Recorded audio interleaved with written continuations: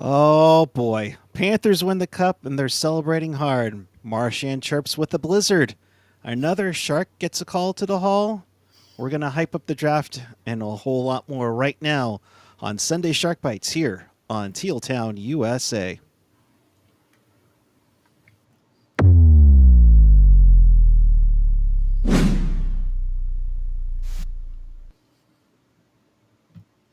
And we say good evening to you. It's June 22nd, 2025. Welcome to Sunday Shark Bites here on Teal Town, USA. If you want to be part of the show, chat with us and fellow hockey fans all over the world and in Sharks territory on the YouTube page, Really Right? Or you can hit us up on the social. You can hit us up at tealtownusa.com. And hey, if you want to support the show, by all means, check us out at Teal Town USA on Venmo or hit us up on a super chat right now. With that, it is hello to Ian Reed Hello. and Jules. Sorry. Hello. Hi, Kathy. All righty. Good to see you all in the chat. Great to have all of you with us tonight.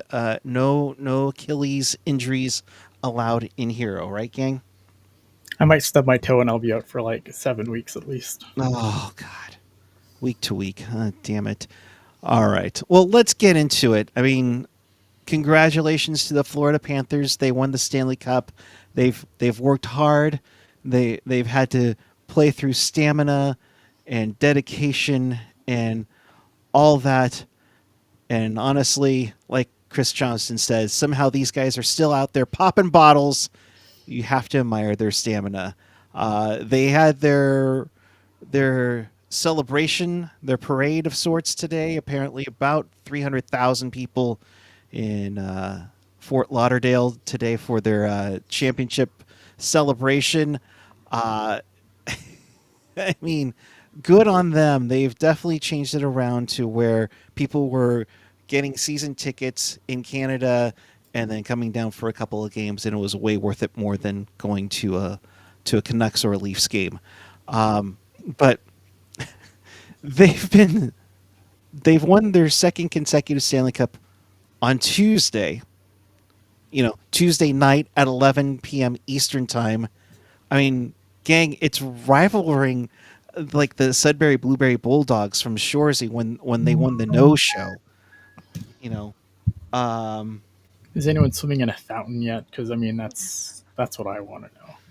Well, I mean, is it me or did like Ovechkin set the standard of partying post the Cup win? Thank you, Vegas. I mean, but they're having a blast, which is. Kachuk great. took it in the ocean and then got in trouble for it last year. So I can't imagine the saltwater being fantastic. Well, they broke it like 4 seconds in. The cup got chipped before it even left the ice. But I mean, they went to the elbow room like the morning after. I wish I ordered pizza there like yesterday. Yes, I mean, the one I did love though, gang, was when Sasha Barkov is ringing doorbells at 5:00 in the morning because his neighbor said, "Hey, if you win the Stanley Cup, bring it by my house." I just that's freaking awesome. I love how these guys are doing it. Puckguy admitted you want that and AJ's ashes to be rung at your door at like when the Sharks won the cup. I would just like my ashes in the cup. I mean, that'd be great. Christ. If that's the I had case. to bring that was so funny last show. Personally, Doug Bentz, Jonathan Becker, if you're watching, just let me hold the cup when we win it all. If you don't get that reference, go watch the other show. But. Yes. More reason for you to watch last week's show, for sure. But I mean, they're having fun, and I hate to say that they're celebrating the right way, but Ian, I mean, what's it been up there about what the Panthers have been doing? I don't know. I mean, I'm sure it's getting covered just like everywhere else. I haven't really I don't care.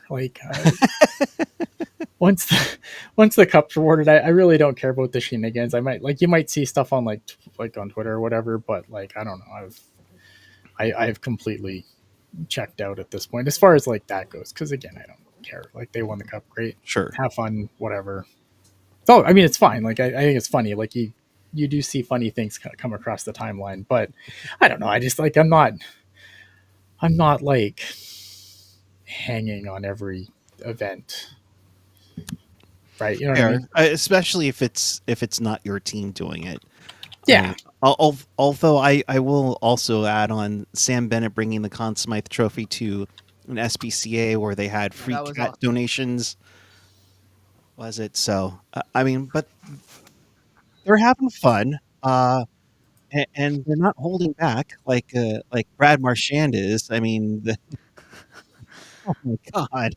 I mean, he's definitely had fun on Instagram the other night, shouting out all the former teams of these guys playing. The Sharks got a couple of shout outs with Jonah Gadjevich and Nico Sturm. I guess Vitek Vanacek was not available, but even How many didn't Nico Sturm get benched after, or didn't like he just get healthy scratched after that? Like they went down 0-2 in the Leaf series, and Jonah Gadjevich, yes, he was very effective for them on the fourth line.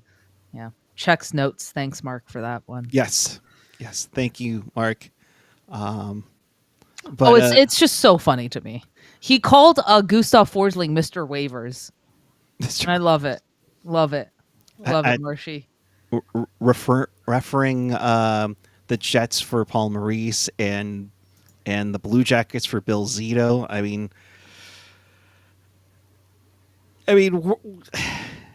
Ian, we're not too bad in the sense that it was Gadjevich, Vanacek, and Sturm. But I So mean that he's not the Bill talking Zito about one. the San Jose Sharks, right? Like No, no, he's he's not. not He's just talking saying about he's thanks. talking about the Calgary Flames. Right. He's, you know what I mean? Like he's talking about like you know, where they obviously, and look at Sam Bennett, like wasn't living up to expectations in Calgary. Like he goes to Florida, he has a change of pace, right? Calgary doesn't really get a Oh choice shit. in Matthew Tkachuk. Obviously, like Oh no. What happened? obviously Matthew Tkachuk's going to be like, um, he wants out and he kind of gets his way out. But it wasn't like Calgary wanted it; they just didn't have really any other choice. So No, we started the video on the wrong video. it's So fine. yeah, we're just gonna change the stuff around as we go on here. But in fact, I'll do that while we play the Marchand clip of him at Dairy Queen about why he was having fun chirping people. If that'll work. You know, we were just kind of sitting at dinner and kind of reminiscing on how we all got to this point. And, you know, we all have our own story about, you know, maybe not being the happiest about the situation at the time and kind of how things played out for certain guys. But we all got here, you know, and without all of those ups and downs that guys went through and you know, whether they got here by choice or, you know, not by choice because they got traded or whatever, it all played a part in this team winning this cup. And, you know, those are the things at the time that you don't always look at and want to happen, or, you know, you're not happy about it in the moment, or you don't really understand why things are going a certain way. But, you know, once it all plays out, I mean, it's just so cliche, but everything happens for a reason. And all those moments, all those teams making bad decisions to get rid of guys, and our team making incredible decisions to bring them all in. You know, it all played a part in us winning the cup. So it just kind of came together last night. We were joking about it, and I like to have some. Yeah, we know. He has no voice. I feel bad for this man's vocal cords. Good God.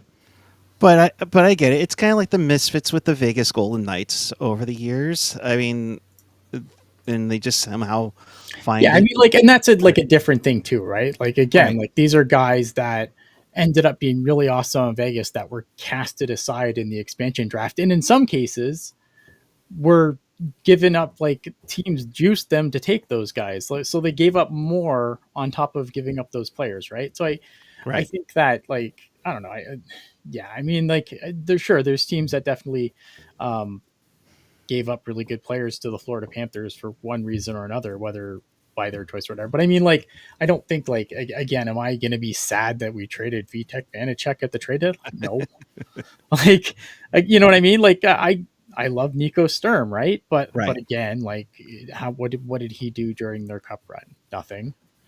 So I'm not worried. Like, again, like, this is the way it is, right? It's a rebuild. You have to, your guys are gonna go out the door, especially veteran guys on expiring deals, and you know, and eventually, if you keep those guys around, they're taking up space and taking away jobs from people who could be the next wave. But you know, I can understand, like, again, if you're like, you know, if you're a Calgary Flames fan, you're probably a little pissed off with how this has turned out, right?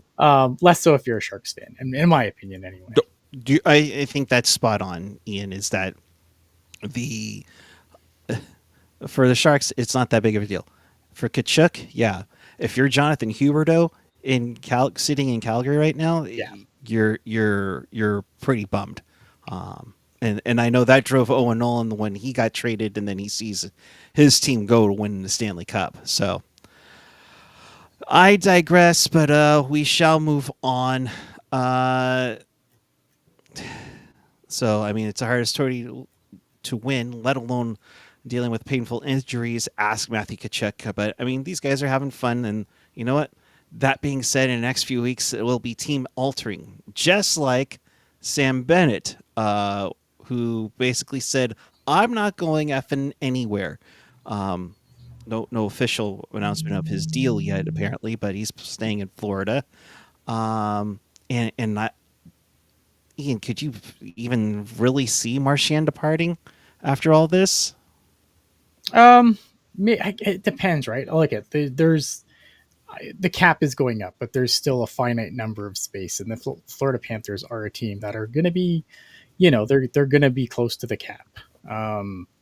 So someone has to be the odd man out here, whether it be Ekblad or Bennett or Marchand. Like, one of these guys has to go. I don't see a way they keep all three unless they take like super sweetheart deals to stay. And I think for like a guy like Brad Marchand, he's kind of done that his whole career, so it wouldn't be completely out of character for him. But I do wonder, and I think, you know, Sam Bennett probably takes less to stay in Florida, but what does that leave? Even if it's a sweetheart deal, what does that leave for Aaron Ekblad at that point? So I think you know, they probably want to stay, and I think that there's going to be, but you still have to make the cap work. Yeah, I think it's between those. Like, one of those guys is going to have to be the odd man out. So it's either, like Ian said, like, you can't re-sign all of them. But I'm curious who they let go, because right now it looks like they're just going to let go of Ekblad. So. And when he was at that same party where Sam Bennett's saying, "I'm not going anywhere," well, he basically was saying his goodbyes and getting all tearful and everything. Yeah, pretty much. So. Yeah, I mean, and like, let's remember that these guys are partying. There's a lot of alcohol involved, and you know what I mean? And maybe it's not the time to negotiate a contract. It's the best time to negotiate a contract. Ian. If you're Bill Zito, might be. Bill Zito's like, come on, come sit with me. For $1 million? Let's talk, Aaron Ekblad. Yeah, that'd be. Oh, but I think, like, you know, so I think you get the sentiment, but we've seen things happen before where we've seen players be like, everything looks fine, and then next thing you know, it's like, oh, they're not signing, and they're gone to free agency. So I'm curious to see what they do. I can't imagine, like, again, I think Sam Bennett probably wants to stay. I think Brad Marchand's going to be an interesting one, whether he stays or goes. I feel like Ekblad's probably the odd man out there, just based on what they have and who they want to keep. But I don't know. It's going to be the very interesting next couple of weeks. I can't wait for them to re-sign all three. Oh, God. Can't wait. Bring it on, folks. I want mad. Yeah. Stay tuned for our free agency live stream, though. There you go. There's the plug. Way to get the plug in there, Jules. Appreciate it. So do dumb things when I'm live. Oh. Anyways, back to what we were talking about. Love you, Puckguy. Right back at you. So, I mean, you have TJ Brody bought out. I think that's the only player that's been bought out so far, correct? Yeah, this is just the first window. I think there's another window that comes up at some point soon. I can't remember the exact time when all the windows open. I'm not really surprised that we're not seeing a lot of buyouts right now because again, the cap's going up, but I think it is going to give teams some more flexibility. Right. I think when you're a team like the Panthers, like you have some big contracts to sign, and they have 19 million cap space, but you sign Sam Bennett, you sign Brand Marchand, and that's going to be eaten up really, really quick. So yeah, I'm not really surprised that we're not seeing a ton of buyouts this year. Like I think Chicago buying out TJ Brody is interesting. But I'm not really surprised we haven't seen a ton of buyouts. I think a lot of teams are going to be able to just finish out. Because again, like if you're a team like, I don't know, like the San Jose Sharks, for example, I think Vlasic's on the last year of his deal this year, if I'm correct. Yeah. The entire defense is on the last year of its Why would you turn a 1-year problem into a 2-year problem? Right? That's the answer. Like, so the cap, I mean, obviously the Sharks are nowhere near the cap and they got to hit the floor and blah, blah, blah, blah, blah. But I think for a lot of teams that are probably would under normal circumstances buy out a contract, it doesn't make sense because you're turning a 1-year problem into a 2-year problem with the cap going up pretty significantly over the next couple of years. Yeah, I can't see like a guy like Marc-Edouard Vlasic getting. No, he's gonna finish his time, and then who knows? He might even get traded. Who knows? I'm joking. And then you're free of it after. And then you're free of it. Yeah, there's no point in buying him out. Like that entire blue line, like all of them are gone after next year. So yeah, like there's no point in really buying in. If I wouldn't be shocked if one of them gets traded here within the next few days. But I there's no point in buying out Vlasic. Just let him. Well, because you got to hit the floor for 1, and 2. It's like I said, a 1-year problem into a 2-year problem. That makes no sense. I think with the Chicago, they have a lot of their young defense is already there and ready, which is why they wanted to give them space, and I think they wanted to do well by Brody, and I think he just had an awful year ever since leaving Toronto. So I kind of get it. They have like the opposite problem with the Sharks, where some of their like firepower isn't there yet, but their defense of the future is pretty much set there. So it's getting there. Yeah, no, I think it. Yeah, I agree. It frees up a roster spot. Yeah. They don't want to. Given the season that TJ Brody had, you're probably looking at a situation where you're probably paying to get rid of him. Like if you trade him, you're probably adding a sweetener, and Chicago's like, no, I don't want to do that. Yeah. No. So it doesn't make sense it makes sense for I think where they're at, and it makes room on their blue line for players that they see as a part of their core going forward. Yeah, totally. I'll play a quick game for you. I'll say San Jose, Anaheim, Chicago. Best spot for TJ Brody. None of the above. Okay. Jules? He needs to go to Florida. No. And I'm not even joking. Look at Nate Schmidt. Got bought out by the Jets, went to Florida, found his game. Now is probably going to make $1 bajillion in the market because the market's fucked up this year, right? Like Florida, Tampa, Dallas, they got to figure out their coach. But like, you know what I mean? Like any of those teams who can kind of recalibrate his career and then get him back on track. If you go to the Sharks, like the Sharks aren't at a point yet where they can recalibrate a player's career, right? Like the thing is, too, right? Like I think the thing is too is like when you're looking at the season that he had in Chicago is a pretty bad team. Now I'm not going to say that I watched a ton of Chicago Blackhawks hockey this year, but he goes from a good team in Toronto where he was decent, right? And then he goes to Chicago and completely falls off a cliff. Like for him, he's got to be on a team that's better because I don't think much of TJ Brody after the year he had. I don't think the Sharks don't need a reclamation project on the blue line. They don't need anything on the blue line right now. Like they need to get better on the blue line. And I don't think bringing in a guy like TJ Brody as a reclamation project makes a lot of sense. No point. No. I mean, he was good for the Leafs like 4 years ago. Again, he might just need a change of scenery. I mean, what about like, obviously Aaron Ekblad's kind of been the one target that many Sharks fans, including us, have kind of. It just depends on what he's going to command, right? Because again, like Aaron Ekblad, right, John D, like those guys, they don't come available very often. There's going to be a bidding war there. The thing, it's going to be interested, right? Because the thing came out with Marner that he's open to a shorter term deal, right? Yep. If Ekblad's open to a shorter term deal, Mike Greer has all the money in the world to give it to him, right? And he is a right. Why would you come short term? Well, that's the for the, I guess, the amount of money the Sharks could offer, right? Because they could go stupid dumb, right, and give him like 2 by like whatever, fill in the blank. Like, I'm not saying like if he's looking for a money chasing gig for the probably most like, I don't know if he wants short term, but I'm whipping shit out of my ass here. But I'm just saying, the only reason I ask is just because like if you're coming like here, do you want to be? If you sign short term, you're just signing for while they're bad. Well, and then right? Like, no, but also, I mean, short term meaning like depending on how long Greer thinks this is going to go, right? Like you could sign for 3 years, and by year 3, the Sharks should be way better, or at least in. But are they playoff better? They might be 3 years from now. Who knows? But they might not be, right? Yeah. Like I mean, and then you can trade him at the trade deadline. Like the cap's going up. Yeah.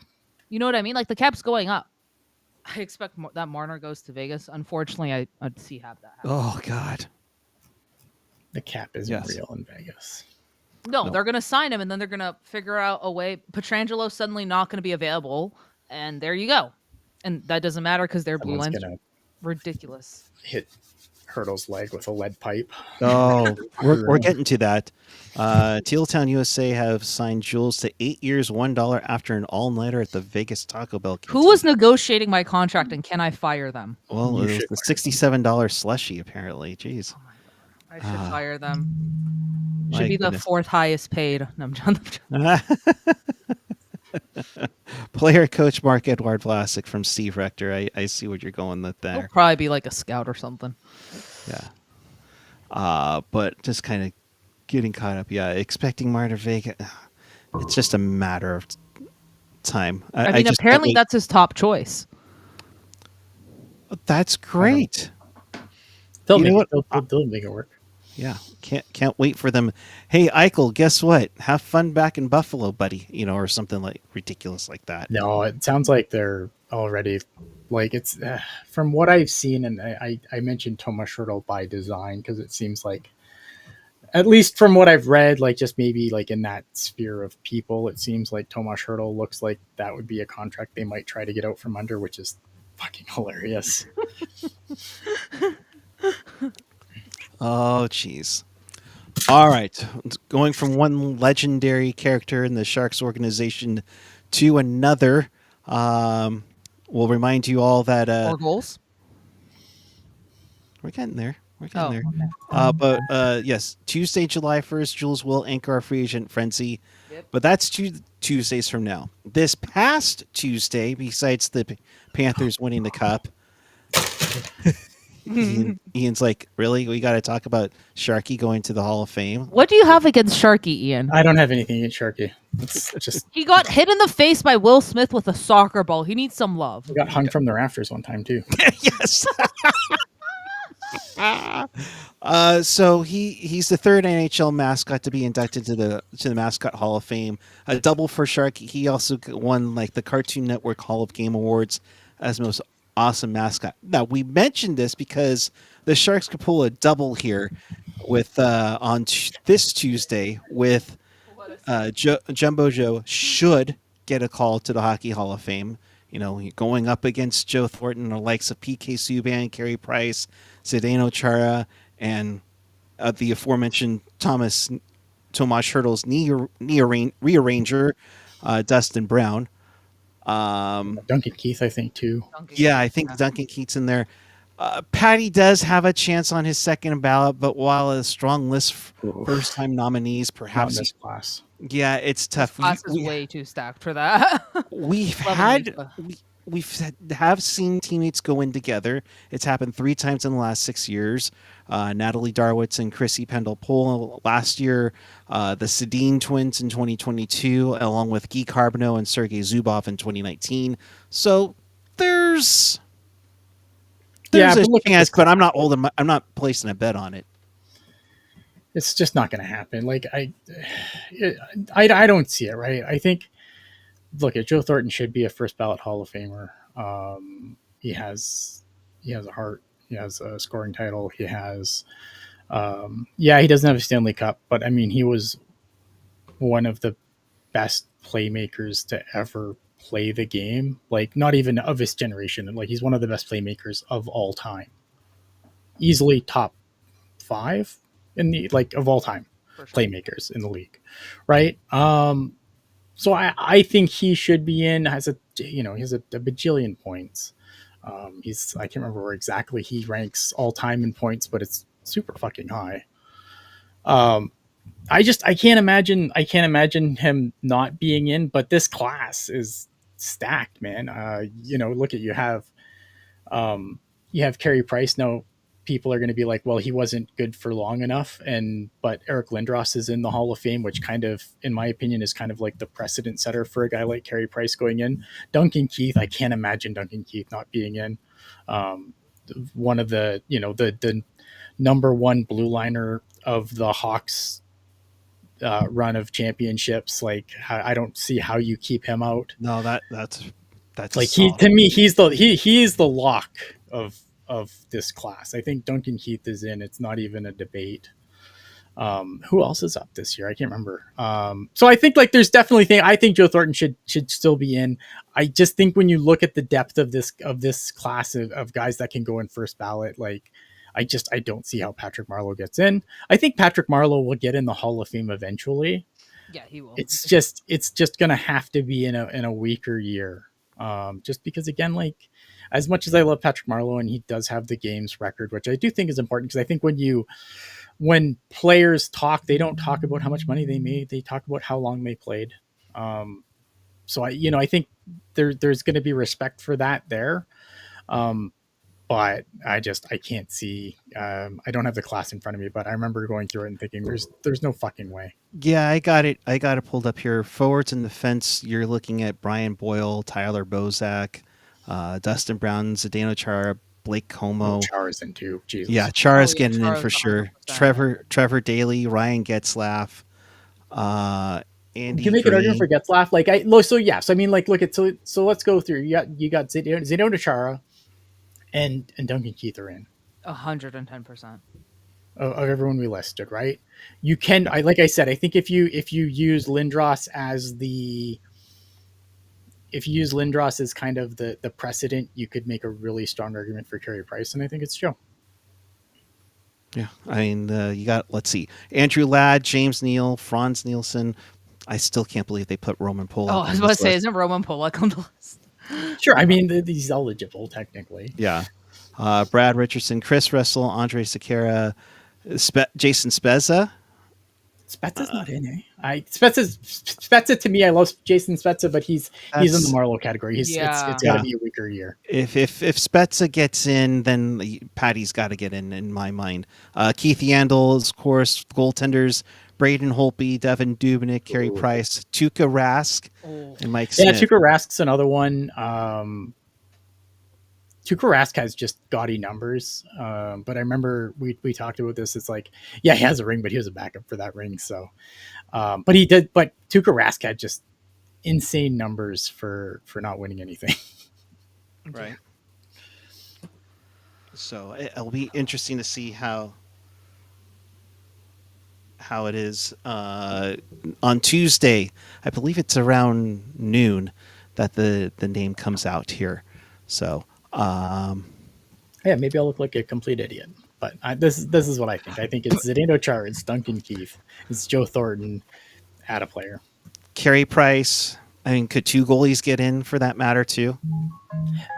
Yeah, they can only induct so many players though, and they're always and they're going to. We're talking because obviously we're an NHL podcast, but it's I can't see. There's always been a female player that's gone in. And I can't think that's true too. Right. So I feel like that's probably a given still. And I'm not saying they're not deserving. I don't know, again, because I'm just looking at this from an NHL perspective. So I don't know who of the of the women that probably could be in the conversation. I don't have that in front of me. So yeah.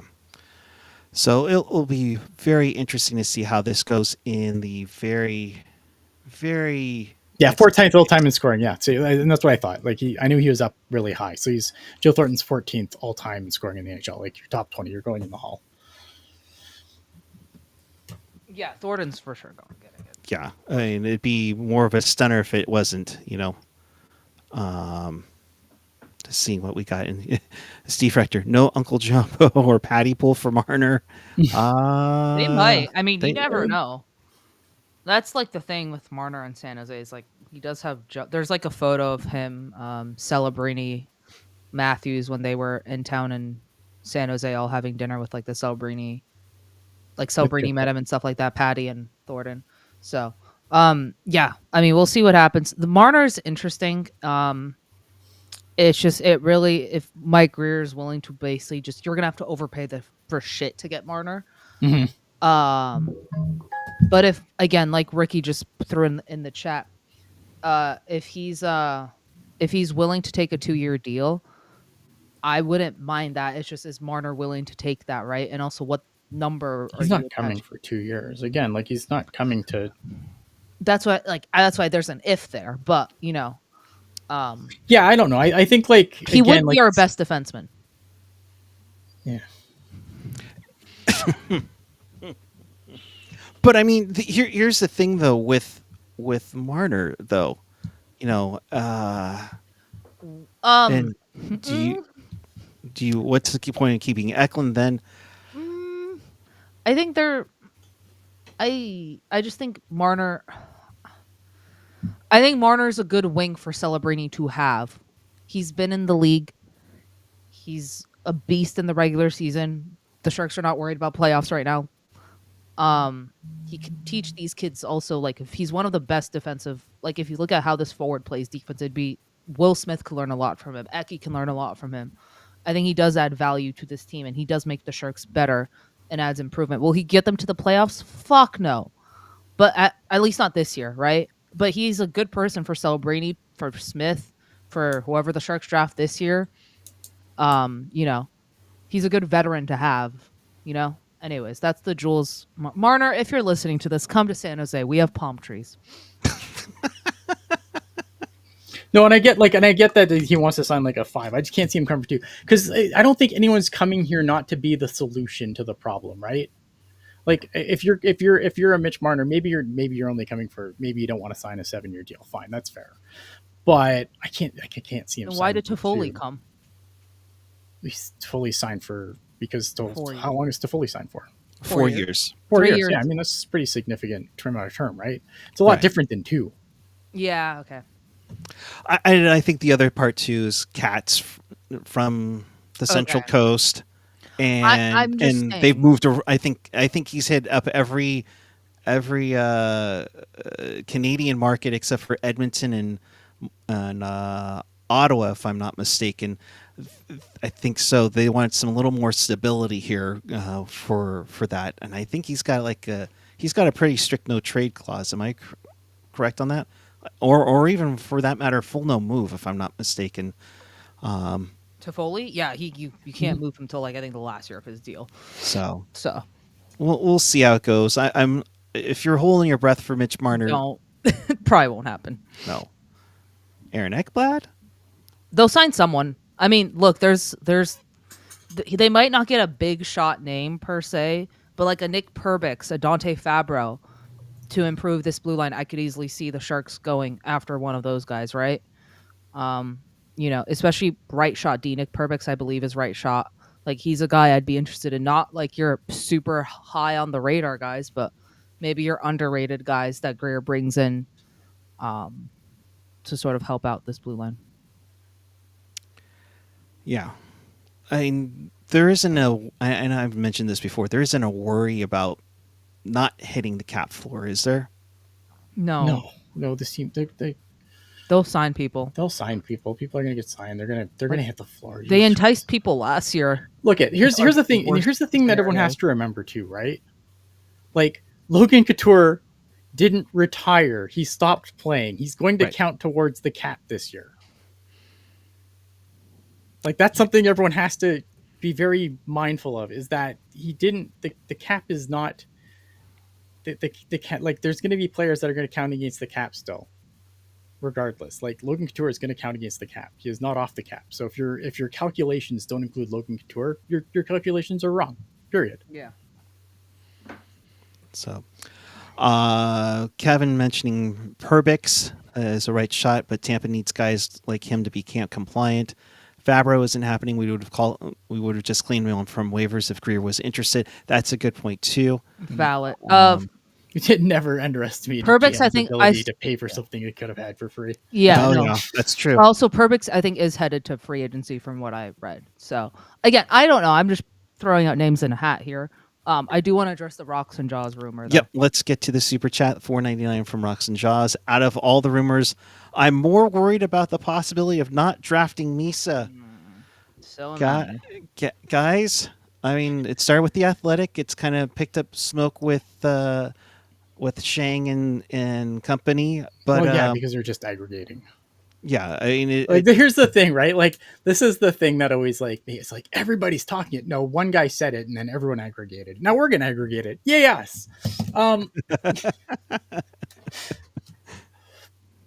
I think that I understand why they would like a guy like Anton Frondell or a Caleb Desnoyers or whatever. But the thing that doesn't make any sense to me, and I'm an idiot, so let's keep that in mind.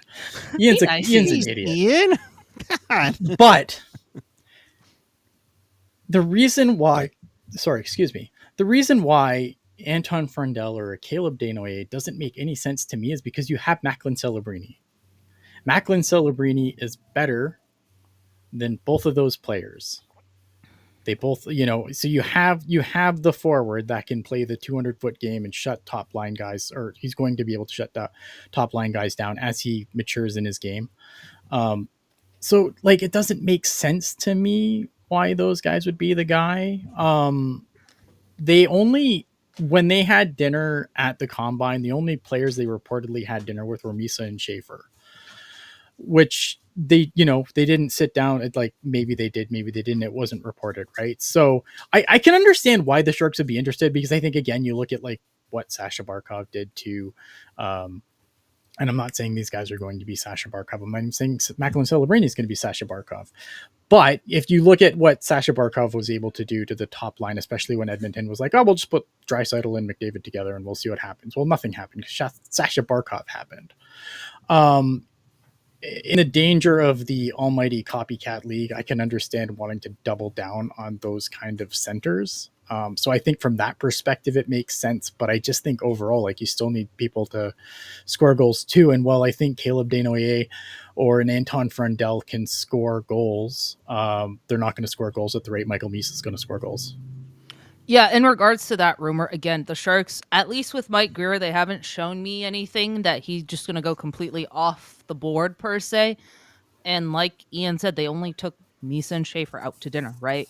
I would have assumed if they loved Frondell, they would have taken him out to dinner, right? Because Greer's trend has been guys he's taken out to dinner. I think he took Will Smith out to dinner. I'm actually pretty positive they took Will Smith to dinner also.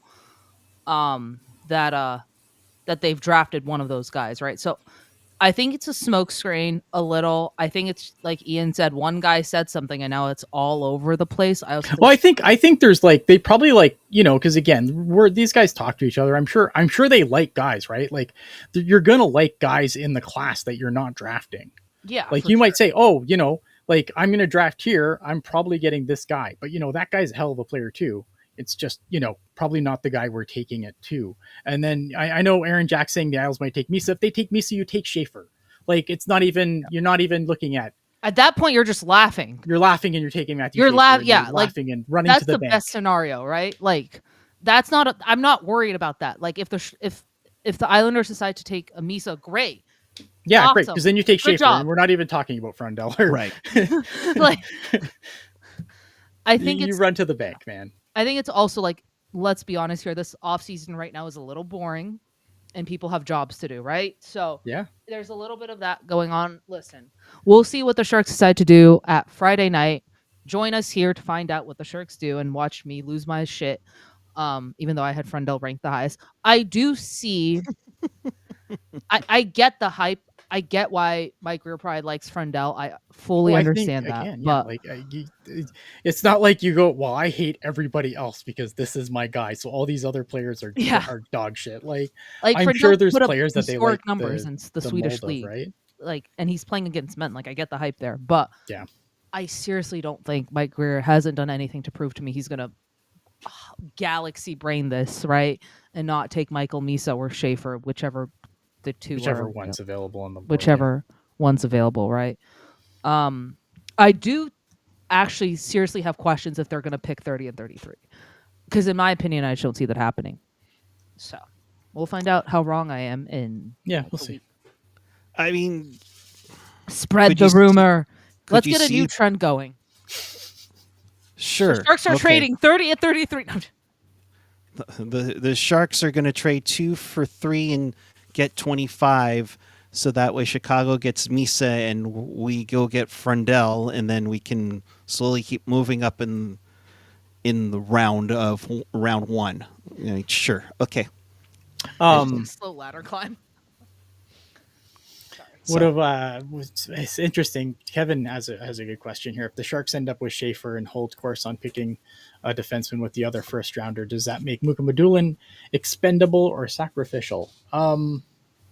It certainly, I don't think it makes him immediately expendable or sacrificial, but he's definitely on the hot seat at that point, isn't he?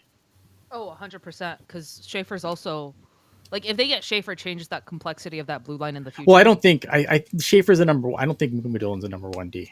Yeah, Mukamadulin isn't a number 1D. I think he could So be I a don't- really He high could be a third 2. end or a 2, or not even. I don't. He think could I think he's a second pair. yeah, he's a guy, second is what I pairing think. guy, but like then he has severe competition, right? Because it depends who else, like who they get at 30, right? Oh, Sam Dickinson's coming too. Yeah, Sam Dickinson's coming. Like he would be on the hot seat.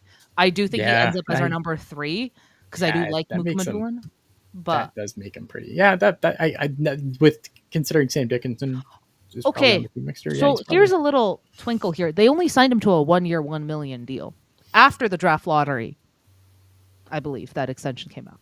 Just saying. Throwing that out It's here. the Thomas Mike Bordelot Greer knew deal. one of those top Right. 6 defensemen would be available last year when he traded up for 11. Yeah, it's interesting, right? Because I don't know. I think it's the Thomas Bordelot deal. Or does Henry, or like a Tiger saying, or does Mook get traded, or so will Henry Thrun? Maybe both. Do you move a player at the draft to? No, yeah, probably. I mean, again, I don't think it's you don't get married to any of these guys, right? That's just the reality of a rebuild. Is like you don't get married to anybody. I like no, I don't like Henry Thrun. I'm I not was even about gonna to try and say, pretend. Ian, I don't like I- Henry Thrun at all, actually. I mean, I'd fire Henry Thrun to the sun. I know no one agrees with me on that, but I think he's I actually not good. on that. I don't think he's good. Thrun. All right. If the Sharks get Schaefer, we're gonna have a very different conversation. Let's put it that way. It'll be interesting, and I will genuinely be laughing my ass off at the draft if that happens. I mean, have there been any rumors about Chicago moving up at all? Yeah, there have. Oh, But there's There's rumors been, that everyone wants to move up. Like there's rumors I want to move up in the draft also. it's Like true. Yeah. like, Yeah. can Jules I be called the drafted? Islanders and I said, hey, look it. I know I don't have an NHL team, but I'd really like to move up to first overall. Yeah. yeah. No. All right. Kind of piggybacking. What? Sorry. I just me calling the Islanders, hey, I don't have a team or anything, but I'd really like to pick first overall. Yeah, Rocks and Jaws, I agree. Since he's been pretty quiet, I have a feeling we might get a surprise trade that shot. Yeah, that's typically Mike Greer fashion. Like, he's oddly quiet, and then all of a sudden he makes a move, and we're like, what the fuck did that come from? And that's how the Askarov deal felt. I will not lie. No, it's true. Like, the few days before, I was like, is Mike Greer going to do anything? And then he said, yeah, watch me. Yeah. So that's going to be interesting to see. So be part of the Because JJ Friday- Petrarca is available. yeah. So it'll be interesting to see how that goes. We'll save the San Jose Mayor talk for another time. I'm curious about how maybe this year's free agent market could be affected if if a team has a boatload of cap space, a bright future, and McDavid expressed his feelings, and now that's getting blown up out of the woodwork if he doesn't sign for July 1st. McDavid isn't going anywhere. He's not going anywhere. Yes, he said what he said. He's still not going anywhere. The Oilers will figure it out, and they're probably gonna win a cup next year with him. It's fine. Like I said, the only thing that I could see happening with Connor McDavid is him signing until Draisaitl's deal's up. That's the only thing.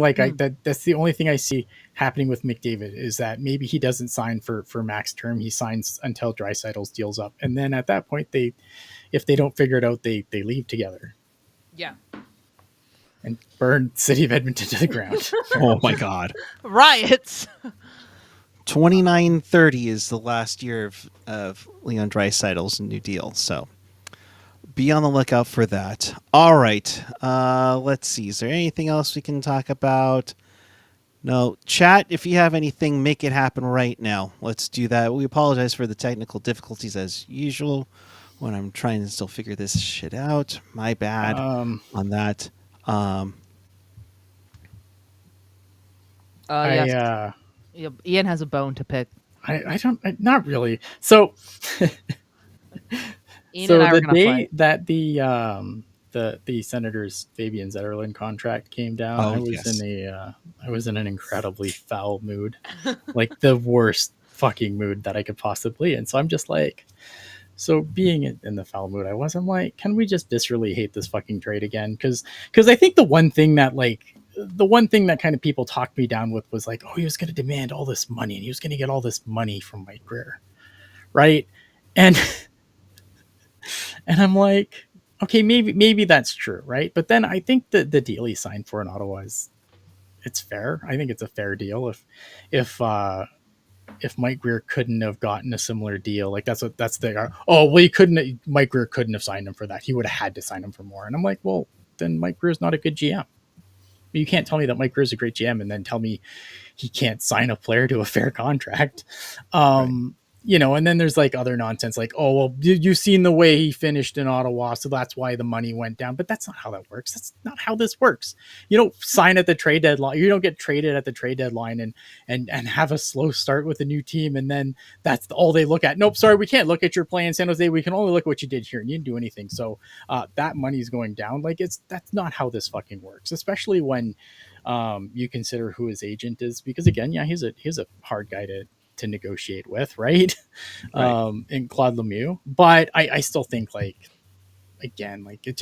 doesn't make me feel any better about it. I think that again, what's done is done. I'm not here pining for fucking Fabian Zetterlund to come back. It's done. I was just in a really shit mood, and I enjoyed kind of just going on Twitter and then just reading all the replies, which there was so many, and it was fun, and it took my mind off how miserable of a fucking day I was having. So good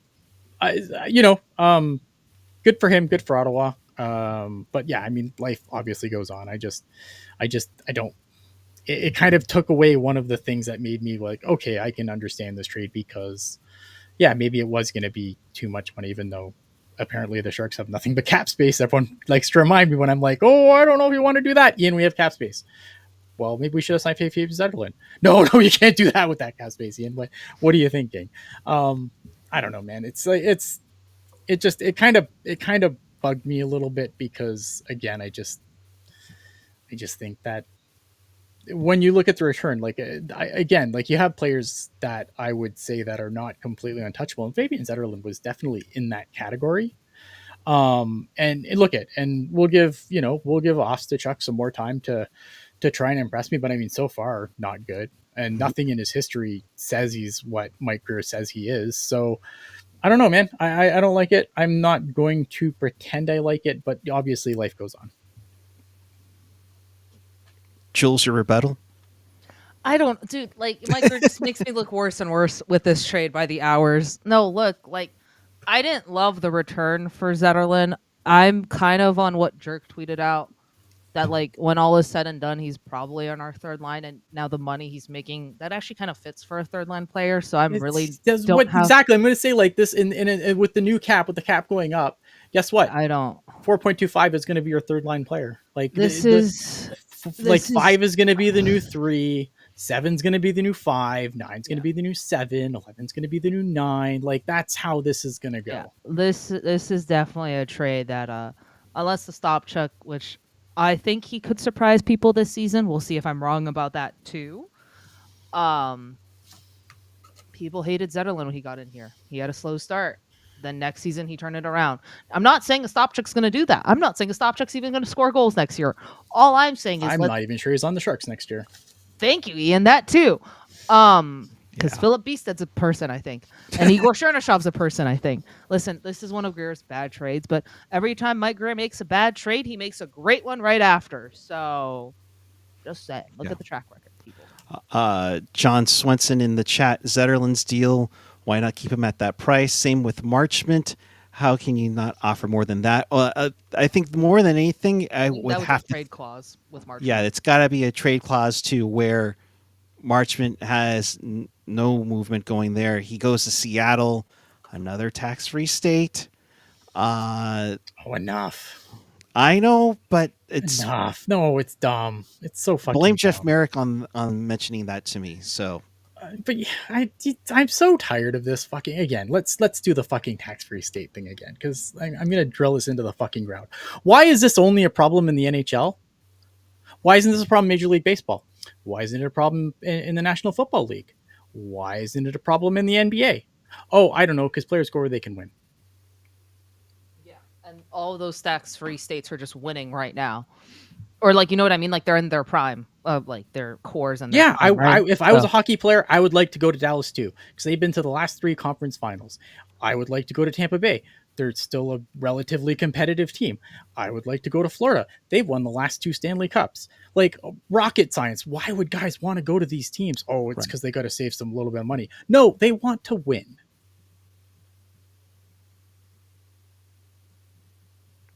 It's so stupid. It's if this was a problem, it would be a problem in every other sport, but it's somehow only a problem in the NHL. Why? Because Canadian media likes to cry about it, because they own the team that can't seem to fucking do anything in the playoffs for 9 straight years. And they're sad about it. And they're big mad because they spent all this money on national broadcast rights, and all they wanted out of it was Toronto to make it out of the second round just once, so they could reap all the advertising dollars and reap all the rewards. But they haven't. So what they got to do, they've got to find the reason why they're bad, other than Toronto just can't fucking get it together, and their players can't be fucking good players when it matters. So yeah, let's talk about tax advantages in better markets. Sure. Is it also maybe the bitterness of Florida, Tampa, Dallas, doing great things for their team, and they've done a hell of a job building a team. Well, that's it, right? Like no one was talking about this when Florida Panthers were giving away tickets to anyone who had a Florida driver's license. No one was talking about this then. Yeah, I think it's all just because a lot of those no tax teams are doing well right now, and when you're a good team with no tax, you can attract players. Like sue them. Like they're not suddenly going to implement a different salary cap for those teams, because there's going to be a time when they're bad again, and no one's going to mention this. So it's so stupid until the next cycle rolls on. And if those teams fell off, we would stop talking about it immediately. Oh no, we'd be. It'd go back to like every guy wants to sign for California, right? Like there was a time where everyone wanted to sign in California because you had 3 just fucking powerhouses down in California with LA, Anaheim, and the Sharks. Fuck, I almost forgot my own team, but you know what I mean? Like there was a time where every single guy wanted to go down to California, wanted to go down to LA, San Jose, Anaheim. Like they were all signing here, and then now it's flipped because 2 of those teams are trash and the other one's the Kings. Which, I don't know, man. Which are just meh. It's dumb. Yeah. But that's a really good point, Ian, in the sense of that it becomes a talking point. The media owns the Leafs, and Yeah, and that's the big look at, because not only is it the issue of like, well, obviously they want, they want their team to do well because that's, you look at, they're the most popular team in Canada. I don't think I'm spitting anything that no one would agree with. But here's the other thing too that you have to remember: this is a revenue sharing league. So when those teams aren't doing well, they're also, because they own the Toronto Maple Leafs, they're also signing those revenue sharing checks with those other markets that let's just say, like, let's look at San Jose. Have you seen the attendance in San Jose lately? I'm sure they're on the right end of some revenue sharing checks, and I'm sure people are going to be really pissed off when they return to power too, because again, their team can't win, and they're basically keeping the lights on for teams that are not performing well. I do want to address Lacey's comment that Florida basically built their team through trade. They did. Sam Bennett, Sam Reinhart. Sure. Matthew Tkachuk. Gustav Forsling, they got off of waivers. It's not like they're out here just signing guys. Yes, to keep them, yes, they need the cap for that.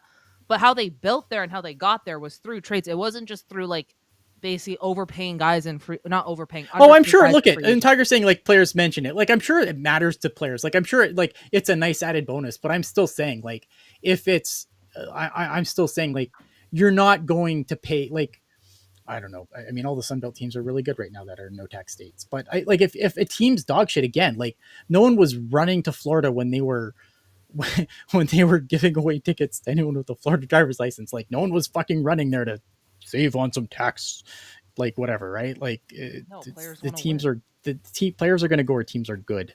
Yeah. And if they can go somewhere good, that's also, has the ability to add some money to their jeans, like I'm sure they will. But it's so overblown and it's so stupid because again, it's not a problem in any other major sport, only the NHL apparently. Right. Which tells you it's not. Yeah. I think this is like, oh damn, we can't talk about anybody not deserving to be in this Sunbelt market. We can't get them over to Quebec, anytime soon. So good point, Ian, on that one. Well, I mean, and like Buffalo, like, oh, we don't have palm trees. No, you've been fucking dog shit for 100 years, and like everyone wants to trade because they lose their fucking will to live. Like Ryan O'Reilly almost quit playing hockey because he was stuck in Buffalo, and he's one of many guys who like have just wanted out. And like it's the same thing every year. It's like this player that's supposed to be a part of the solution wants out. Well, it's probably not because you have palm trees. It's because you run a shit organization. Right. Yeah. So. Like, you better get a haul if you're trading JJ Peterka. Or not. Or if he's to the Sharks, then maybe take a discount for JJ. I mean, he's supposed to be a Shark anyways. But right. Just stop. God. Now we're gonna have to trade Eklund. That's the next rumor. Fuck off. We're not trading Eklund for freaking. If you trade Eklund, I've stopped being a fan of this fucking team. I'm sorry, I can't handle that. Clip it, folks. No, no, please don't clip that. Because watch him get fucking traded next trade deadline, and I'm just sitting here depressed. No, he turns into this. He gets Setaguchi'd. Why would we trade net front? I don't know why we would trade Eklund, dude. We wouldn't. We wouldn't. We wouldn't. You just want to pay California tax. I'm sorry. Oh. We trade him to. Yeah, he doesn't want to pay taxes, so he's requested a trade. Yeah. Oh boy. All right. Well done, good sir. Okay. With that, I think we're gonna wrap things up on this edition. Tuesday, of course, we'll find out if Jumbo gets into the hall or not. Friday, we definitely will be here for round one live coverage. All of us, including AJ and Mark, will be here. We have interviews lined up. We have our usual shenanigans for round one coverage. It's going to be quite fun. We'll be at the Shark Tank. I don't know where we are going to be in the building, but our banner will be up and out. So just look for our banner somewhere. Don't stop. No, well, give us something to talk about, people. Like, make me. I can't argue. I can't yell about taxes for another hour. You want me to keep going? You need to give me something to talk about. Oh, crafty cool. 1 more hour, guys. No, let's save it for Friday and then the free agency stream and other shows. I promise you, we'll be live too often in the next. We still didn't talk draft wish list. Draft wish list. You know what? Anton Frondell. I said it. That's my draft Oh wish. my list. I'm God! joking. Stop it! I'm joking. I had to do that. Unless you're trading Ferraro 30 and 33, no. Wait, why are we trading if we're wait, hold up. Oh, I'm just trying to get one extra pick because it's either Misa or it's Schaefer. Don't give me any other Bulkapookie. Otherwise, I think all of us will have the Bennett Seneca face from last year. You know, if that happens. No, my draft wish list is Misa at 2. Yeah, obviously it's Michael Misa. Like, I think literally like net front presence. I think Mike Greer trades up and either gets a Logan Hensler, a Blake Fiddler. I don't Logan Hensler. Ian doesn't like Logan Hensler, so naturally the Sharks are going to draft Logan Hensler. I think they trade up for one of those guys. I'm not saying it's that guy, whatever. Maybe they trade up for a Cameron Reed. I think I think some trade will happen. But if you're thinking who I want at 30, Blake Fiddler. Or Sasha Boumediene. That'd be so nice. Yeah, I don't really have a board in front of me. I mean, again, let me see if I can find my. We talked about this on our draft preview show. I don't have those notes in front of me right now, but you can go back and listen to that by all means, go check out the draft preview show that Jules. There's definitely some names I listed off there. Sasha Boumediene was up there, I think, with that with the 30. Like, there's a few players. There's a couple of players that I'm interested in with like in the later for like the 53 pick. A guy like I like Henry Buchnevich at and like 33 range. I like that. I like Kristen Epperson at 53. Mm-hmm. If he's still on the board, I think that would be a nice pickup for the Sharks, even though he's a D+1 player. But I feel like 53 is where you can kind of splurge on your, you can kind of go for D+1 players in that range. Another guy to look out for is David Badowski. According to Elite Prospects, he is the most violent player in this draft. If that doesn't scream Greer, I don't know what does. No, Murtka, they'd have to give up a lot. Like, you'd have to get into the... Honestly, I think he goes top 10 because he's good. And also, like, I still think he stayed into the top 10 this year. It's going to be interesting to see where Murtka goes or where some of the defensemen actually go. Because I don't know. I feel like after 2, unless the Sharks Galaxy brain this, like, that's when things get interesting for me in this draft. Like, nothing, I don't think there's anything like there's a set range. Like, I think there's guys that are going to go in the same range. Like, I think your Frondell, your Hagens, your Desnoyers, I think they're in that next group of guys that's going to go, but what order they go in, I have no idea. I will. So yeah, I think if a guy like Sasha Boumediene's up there at 30, like a Henry Buchnevich, I really like it at 30 or 33. I like at 53, like I said, like Kristen Epperson. I like the idea of Carter Amico. I know that's a big swing, and that's not really a Mike Greer thing to take wild swings like that, but it intrigues me. I know the injuries are real and are a concern, but I am fascinated by the player a little bit. I will say the defenseman could fall like we saw in last year's draft, because last year's draft, all those top-notch forwards went before a lot of the defensemen, right? It was only Yakimchuk and Lev Shunov, right? Mm-hmm. So if let's say a lot of teams go Marchand, Desnoyers, Frondell, Hagens. Well, yeah, and O'Brien, and obviously Carter Bear. Marchand's another guy that's he's in that other group as well. That next group. Yeah, like Brady Martin. Like, I could see all of those guys going. And then, like, the second tier of defensemen, like your Radim Murtkas, Jackson Smiths, Atkinson, they would all follow, right? Bill Zano would be awesome. I just don't know if he's still on the board at 30, 33. Like, if he is, fucking take him and run. But I just don't see him falling to 30. I saw a few mock drafts that had him there. I think he's going to get picked up by another team. Like, if he's there at 30, you don't even worry. Like, I'm sorry, we can figure out our defense. Take Henry Brusevich at 33. But, like, if he's there, you just take him. Yeah, and then like Ricky's saying, he has like 13D ahead of Amico. Yeah, look at it. Like Carter Amico, I think is, like I said, he's an interesting player, but obviously there are some big red flags there. Obviously injuries have been an issue, and not even like they're not minor injuries either. So that's a concern, especially. But I just think that when he's been healthy, he's been intriguing. But yeah, no, again, like maybe 53 is too high, but. I will say he is needed position, but I don't hear any hype behind Merca. I think I think it's gonna depend with Merca of like if the centers all start getting taken off the board, right? Like in my opinion, he goes top 10 in this draft because GMs will salivate over what Merca brings. It's like a Salayev from last year, right? But like I could see him slipping to 15. I could see him the lowest I think he'll go is 17th, but like, you know what I mean? So we'll see. You don't think there'd be like a crazy forward run? There could be. I mean, look, like that's what half we the saw teams last sell. year. That's what I'm saying. Like there easily could be, right? Like Ian said in the draft show, this is the draft for. If you're looking for a two-way center, this is the draft for you, man. Draft for it, right? So we could see a run of D, and then maybe a run of centers, and then maybe a guy like Merca's falling, and Mike Greer uses that and trades us up because, like Kevin said, he's not a sexy pick. No. He is very much so a safe pick, like a Frondell safe. Like he's pick.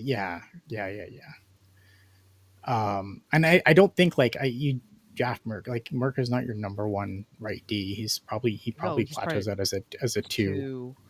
Like a second pair but this right is D. Like but draft for like second pairing defenseman. Yeah, but I think like what I think is you might see like a run on the centers, obviously, because I think you have like Frondell, you have Desnoyers, you have Roger McQueen, who I think is going to be an interesting one to see where he goes. Fascinating. Yeah, like that kid's a top 3 pick. Well, because if he was healthy, if there's no back injury, yeah, exactly. That guy's number 3. Yeah, 6'5" center. Give me a break. Like it's done. But unfortunately, the back injury is a concern, right? So I like Ricky's point. The quality difference between 35 and 24 is really small, pretty small in this draft. Honestly, the quality difference after like 20, I could argue, is not that large from like 20 to like 40. Tyler Myers, who's going to reach on Mason West. Mason West is a fascinating player because like just pure athlete, right? Yeah. And apparently he's made his commitment to play hockey. But this guy, for anyone who doesn't know about Mason West, let me school you for a second. Mason West is a player who plays. He is a two-sport athlete. He plays football and he plays hockey. He plays quarterback. He was actually getting offers. Like he's a good enough quarterback that he was actually getting offers from Division I schools to play quarterback. Not your like top of the food chain D1 schools, but still D1 schools. We're talking to him about coming and playing football with them. But he did make the decision that he is going to go for hockey. He's committed to, I think, Michigan State. So he says, but here's the thing. He's going to play his senior year of football, like to basically be like, that's it. And then he's going to completely focus on hockey after that. I don't need to tell you about how shit a sport football is for injuries. I mean, yes, he's a quarterback and that does, help a little bit. He's not like a lineman or whatever, just ripping out all of his tendons. But still, I mean, we've seen quarterbacks get nailed too and have gnarly injuries. So he's an interesting prospect for sure. But I don't want anything to do with him from the Sharks' perspective. Net front presence. Oh yeah, does Frondell fall due to confirming that he's playing in the SHL next season? Does it turn a team away like Chicago? No, if anything, it'll probably entice teams. Yeah, I think if you're a team that like, because again, right, like you want the guys that can step in first year are good, right? But like, and it's nice. It's nice to have, but you're not just looking for next year, you're looking to the future. So I think if you have a guy who wants to go play another year against men, like it's not like he's going back to junior, right? Like he's going to play against men. He's going to go play in the SHL. I think it's going to be a good development experience for him. And especially if, and it's probably, I'd probably rather my player play in the SHL than the AHL, to be completely honest with you. Yeah. like Frondell just seems like also like I know there's rumors that he might go to the Sharks. I don't see the fit there, but he seems like a perfect fit for also a team like Chicago. Like he'd be a perfect running mate for. But Misa would be great. Like Misa's the fever dream for Chicago, but like Frondell's like the type of. Yeah, I know. Frondell's just like the type of player that will make Bedard so much better. It's like saying Connor McDavid is a fever dream for 31 other teams. Next up, is Connor McDavid coming to the Sharks? Fine. They're saving their cap space for it, folks. That's why we're barely reaching the cap floor this year. Cheers, everyone. Aggregate that, bitches. Better fucking quote me too. Ian Reed from Teal USA said, I want it so bad. Anton Frondell to the Sharks? No, I'm joking. Clip all of that. Just clip all of that game. All right. Tiger, start clipping, bud. Oh, jeez. All right. I think we extended 9 minutes of the show, by the way. SHL, I agree. SHL Great League is the number 4 league in the world. I would probably put it 3. Yeah, that or K. I'd put it ahead of the K. Yeah, probably ahead of the K. Yes. AHL's probably 5. No, I'd put the K ahead of the AHL. Are you kidding me? The KHL is probably better than the American Hockey League. Probably, I'd put the American Hockey League fifth. I'd go NHL, SHL, KHL. Yeah, that's probably sounds right. Net front presence. You might be the only Sharks fan not mad in that scenario. McDavid for Eklund. AHL pick better than the SHL? Maybe. I don't know. Maybe I'm hard on the AHL. You know what the problem is with the AHL?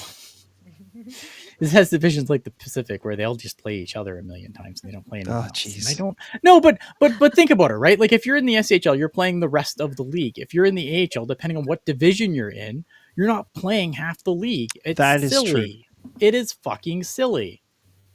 So that's why I would put the SHL ahead because you're actually playing everybody else. In the AHL, if you're in Pacific, you're playing a Pacific division. They're all garbage. What good is that? You might as well go back to junior. So how does this affect the Leafs? Oh my God! They don't have to play the Pacific Division except for when they make the trip out, right? Like they always have like you play a couple of teams from like whatever. This year we played the Marlies. Went to the Marlies. Marlies came here, but like that's the problem with the AHL is that it probably is a better league if you're not in the Pacific Division. Yeah. And I'm not trying to super knock the Pacific Division. Like, look at. So how does this affect tax states and people signing? Oh my God! Non-tax state team. All right, you two fight. Have fun. What are you fighting about anything? Puckguy, come back. I see you in the backstage area. Just saying, if you guys are going to start a tax war, that's all we need next. Well, I haven't mentioned the oceans once today. I've been very well behaved. Oh, I think we had someone ask earlier to rank fries, and we can rank fries. No, Ian, what's your favorite type of fry? Like restaurant fry? Yes. Yeah.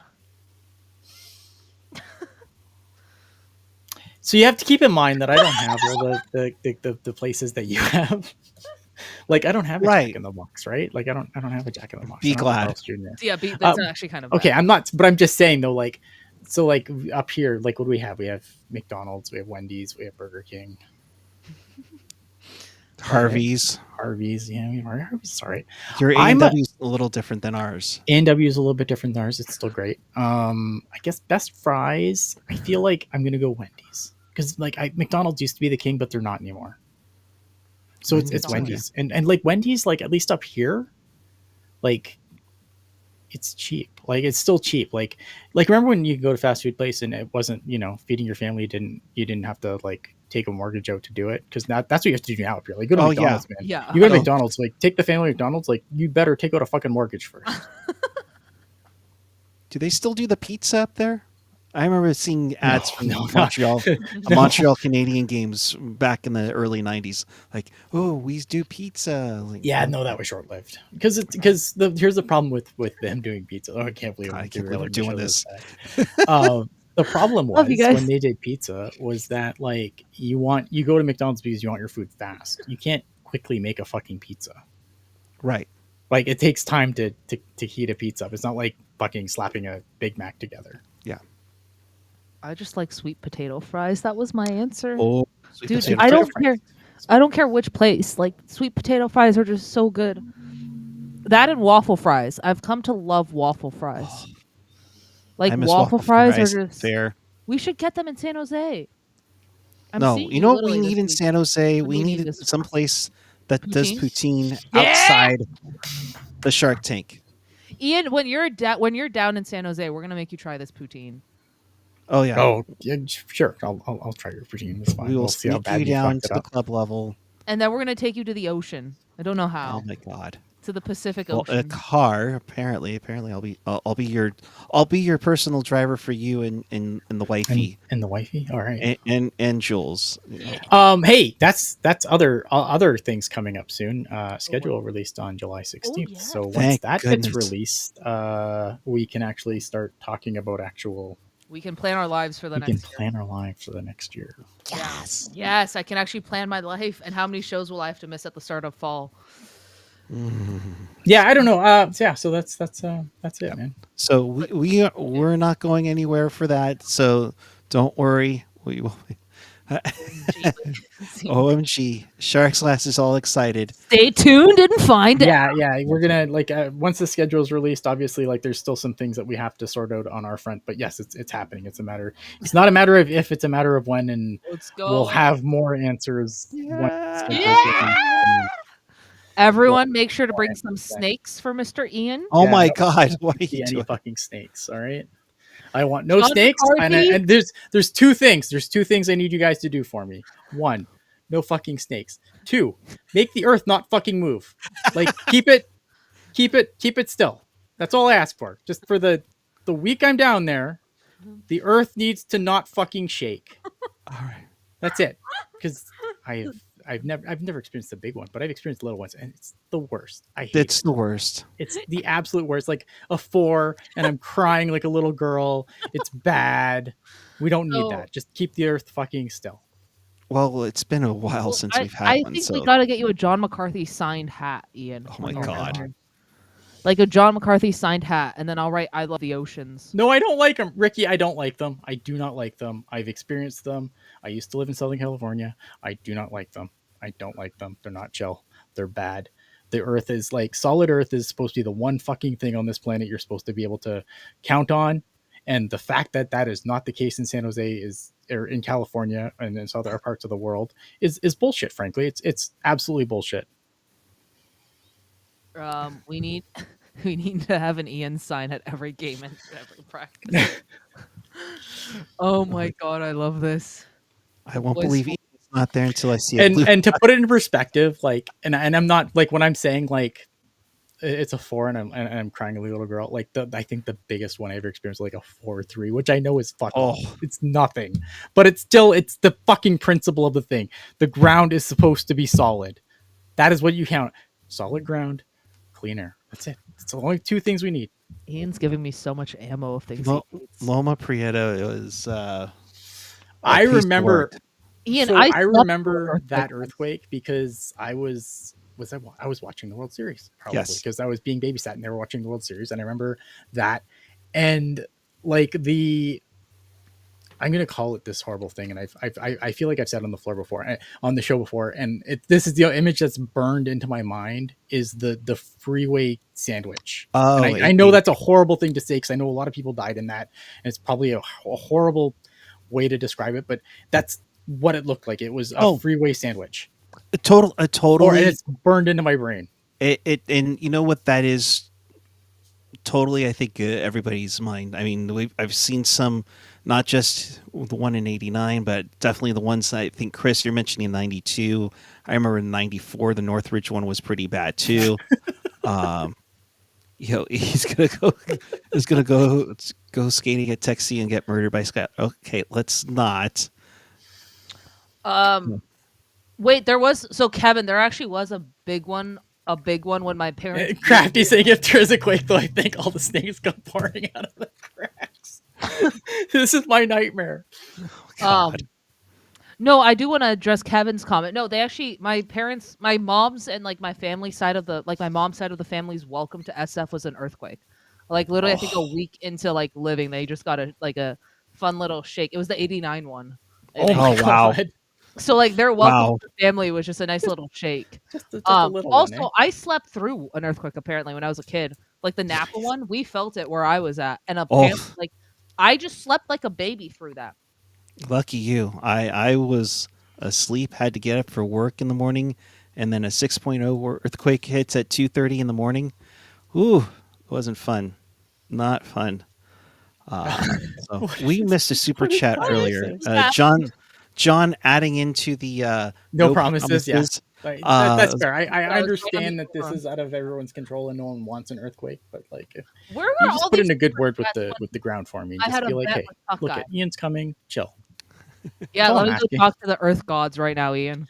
Well, and hey, speaking of that bet, by the way, Jules, we're now at I think now we're at $15. So Hey, you're AJ, 10%. can you donate like a let's see here, couple bucks here? Because all I'm gonna say is that Bench Clears store now has Roller Hockey International tanks. Oh I my am God, so that's so down. good. I'm so down for an Oakland Skates one. I'm so down for a San Jose Rhinos one. So oh my Also, gosh. my parents left me in the house alone during an earthquake. They forgot about me and ran out when I was at my aunt's house. Like the entire family forgot about me and just left me in the shaking house when I was a child. Anyways, It's sorry. unfortunate. Thanks, All Ian. right. So Ian's predicting an earthquake while he's I'm here. not. That's great. I'm not predicting one. I'm asking for there Ian not to be wants to one. meet Even a John small one, McCarthy. I don't want to feel it. I don't. That's just Ian wants to meet John McCarthy. We've been over this. That is John he- McCarthy's gonna punch Ian in the mouth. Great. Now both of you are talking in third person. when he's at Wonderful. the CUDA game, Ian's just gonna be boo. Boo. Well, that's the other thing. We have to figure out when the Sharks and the Cuda are in town for That's Ian. it, right? And that's the thing, right? Like it's we want to make sure like when I'm coming that there's going to be games to watch. I don't want to be Yes. like, oh, Ian's in San Jose and the Sharks are in Ottawa. Like that'd be really bad. Right? Lol, Jules blinked twice. No, I'm too old for child protective shit. Oh my god. Um, Oh my god. so we all have enough time to order Tiger Ian. said that Ice is going to pick me up outside SAP Center. They ain't looking for me. We need to make like welcome to San Jose shirts for all of us, Puckguy, when Ian comes to town. Yes, we can totally do that. We need to make some Ian merch. You know, Ian merch. Ian's weird. just flopped on. All right, Ian merch. We can maybe do that. We might have to go into the vault for that, or our tiny little vault. Tiny little vault. Yes. So, all right, we've derailed. Paul, I look forward to seeing that at the draft party. Indeed, and if you are at the draft party, Yeah, come say hi. SBSharks.com. You need to get that. You need to get your free tickets there. I think they said they were upwards about 12,000 at the last check, but that was a little while ago. So we'll be on the lookout for that.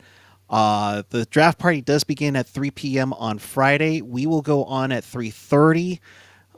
So if you aren't at the draft party, can't get over there, or you are a diehard of our show, and we appreciate that. 3:30, Quarter to okay, Yeah, 3:40. it's gonna be a It's a brutal- 4-hour show. It's a super long show. I'm not tap dancing for 30 minutes Yeah, Ian. before you it starts. Like, I'm working on another one beforehand, so that's fine. We'll get. Don't worry, we'll get. okay, yeah, let's just. Well, let's, I want Ian to perform a tap dance number before. No. yeah, like, I mean, figuratively, obviously. No, I'm joking. I'm joking. I don't think there's a reason to be on super early before the thing starts, because again, like it's it's going to take time, and then we have to listen to like the Islanders would like to congratulate the Florida Panthers, and we would like to thank everybody on Long Island, and we would like to See, that's prayer for children in Africa, and what? Well, no, it's Gary Bettman making all the picks, so we're not, because the teams aren't there this year. Yeah. But see, here's the thing: is Gary going to make the pick, or I don't know. I don't know. Teams and can make the pick from their section. I thought it was like the NFL where the. I have no idea. Yeah, I mean that's the thing.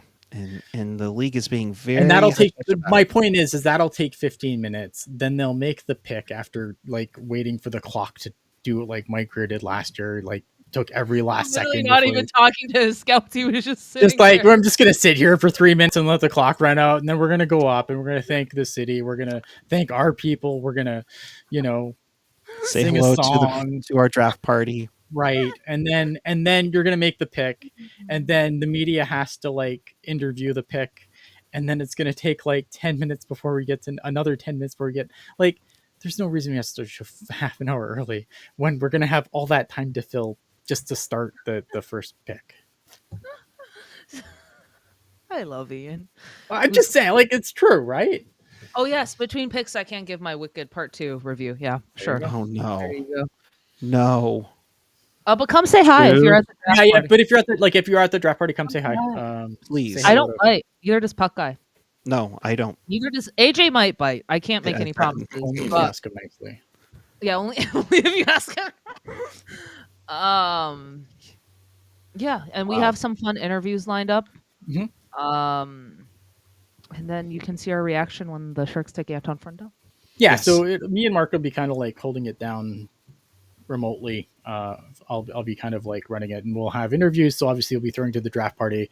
Me and Mark will talk about the picks as they happen, and then we'll obviously throw to the draft party whenever we need to give us a break, obviously, and Right. then we will stream until the very end of the first round, and then for the second round, we're not going to do a live stream then.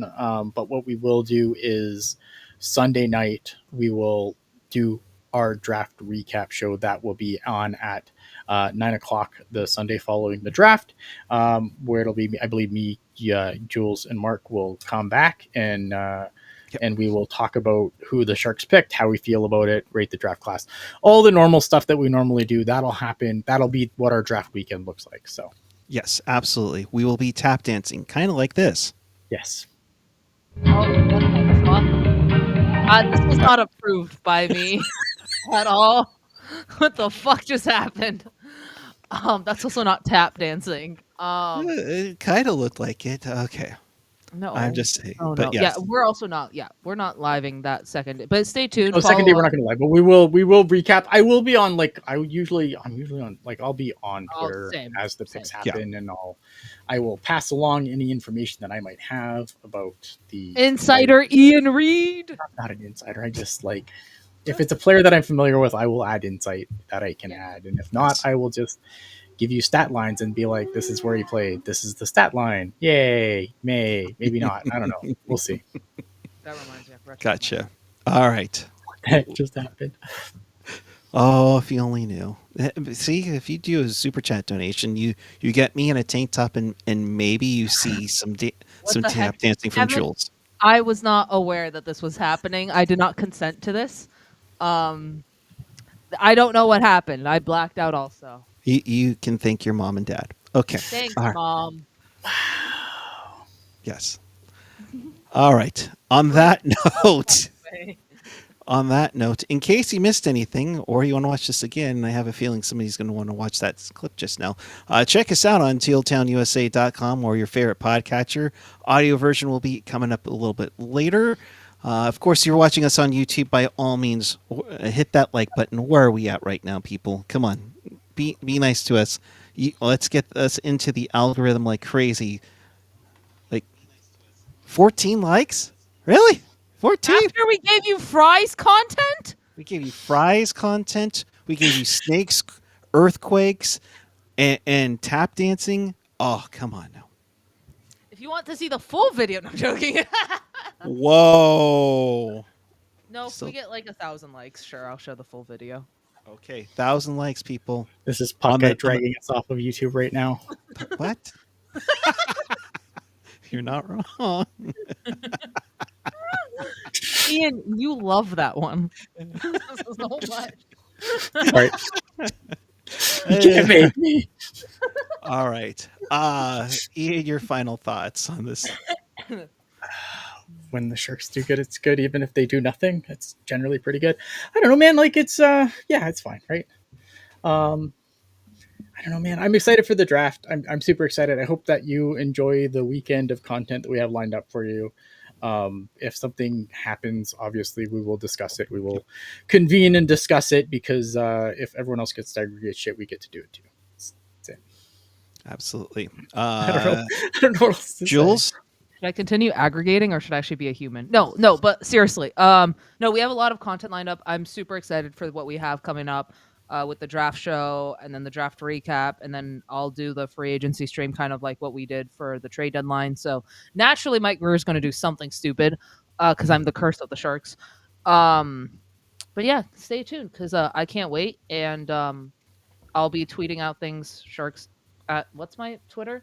Sharks_Jules. So follow that and follow Teal Town and follow Ian and follow Puckguy because we're no insiders, but we do react pretty quickly when the Sharks do I something. like what Ruben's saying. Ian's on Insiders, just another one of us assholes that watches hockey. It's true. What? I have stressed this many times. Oh, mean- jeez. Asshole with a microphone. That's it. That's all I am. You're the angry Canadian robot, you know? I am. There's the clip for sure. All right. To end on a rough note, I know we've been having fun. Condolences to Chris Collins and his family. Oh, yeah.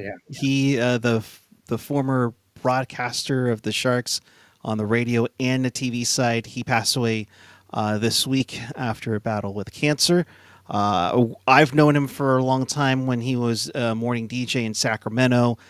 Huge hockey fan, grew up doing work behind the scenes, even back into the Pacific Hockey League San Francisco Shamrocks, of all things. Did also call roller hockey with Dan Rusanowski on Sports Channel back in the day. Chris Slick, as he was known, we love you. We appreciate you. Condolences to your family and friends. We love you, man. I would say by all means go check it out on our YouTube channel. I did an interview with him right before or right around the time of the Beijing Olympics. Creator, mastermind, general manager of the China Sharks when that whole thing got started. So definitely a fun chat with him. So on that note, And happy, and Tiger bringing it up, happy trails to Nick Bonino, who announced his retirement. Yeah, Yes. isn't he joining the Pittsburgh staff? Yes. With Todd Nelson? Good pickup, by the way, Pitt Pens. Yes, definitely. So Congratulations to Nick Bonino on a fantastic career. Yep. and we'll The dreaded HBK line. Oh, yes. Bonino. Indeed. And we should probably say most likely we'll be on sometime Tuesday, whether Jumbo gets in or not, the sacrilege that is. Maybe we'll get AJ to jump on here and talk about it. So with that, thanks for watching. Appreciate each and every one of you. And until then, keep it real, keep it teal, keep it real, teal. We will definitely see you Friday, maybe Tuesday. And get ready because it's going to be a fun next few weeks. Get ready to see my face a lot. Okay. No, I'm See joking. your face a lot. Good night, It's everyone. going to get tiring.